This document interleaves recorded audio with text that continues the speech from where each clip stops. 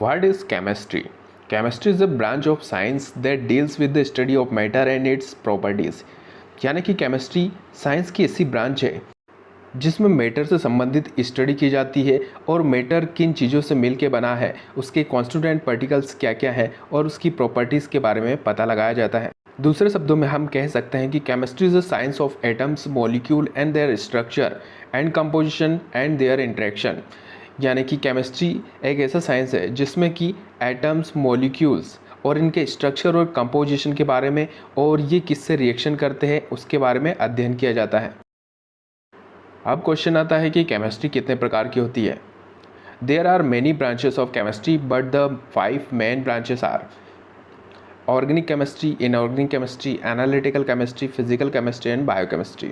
यानी कि जो केमिस्ट्री है इसकी 5 मेन ब्रांचेस हैं, लेकिन हमें 3 मेन ब्रांचेस के बारे में पढ़ना है जो कि है physical chemistry, organic chemistry and inorganic chemistry.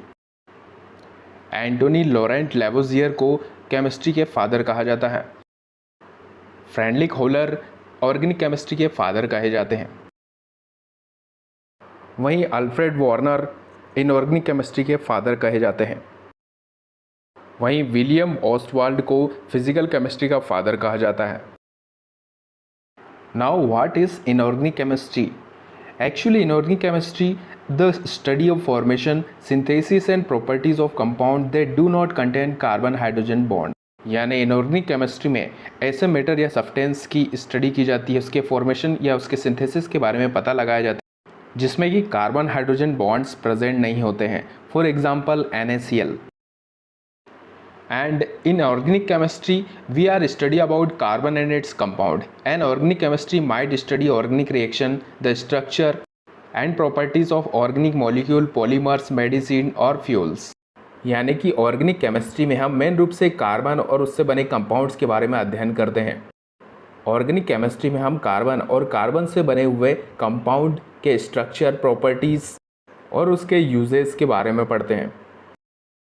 वहीं हम फिजिकल केमिस्ट्री की डेफिनेशन देखते हैं। Physical chemistry deals with the study of physical properties of a substance and the factors affecting them like temperature, light, sound etcetera.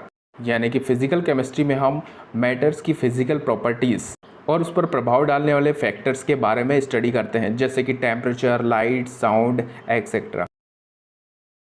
अब हम यहाँ तक आए तो कुछ बेसिक चीज़ें भी देख ही लेते हैं, जैसे कि matter. Anything which occupy space and has a mass is called matter. For example, food we eat, air we breathe, water we drink and our around us many more things are matter. तो हम कह सकते हैं कि matter हमारे आसपास की वे सभी चीज़ें हैं जो कि स्थान घेरती है और जिनमें मास होता है, वो सभी चीज़ें मैटर कहलाएगी। जैसे कि यहाँ पर दिया है, जो हम खाना खाते हैं वो मैटर है, जो हम सांस लेते हैं वो एयर मैटर है, जो पानी हम पीते हैं वो पानी मैटर है, और इसके अलावा जो भी चीज़ें जो स्थान घेरती है और जिनमें मास होता है वो कम्प्लीटली मैटर है। What is compound? Compound is a substance that are made up of one type of many molecules. यानी कि कंपाउंड मेन रूप से मॉलिक्यूल से या फिर बहुत सारे मॉलिक्यूल से मिल के बना होता है। A substance consisting of atoms or ions of two or more different elements in definite proportion joined by chemical bonds into a molecule. The elements cannot be separated by physical method. For example, water, salt.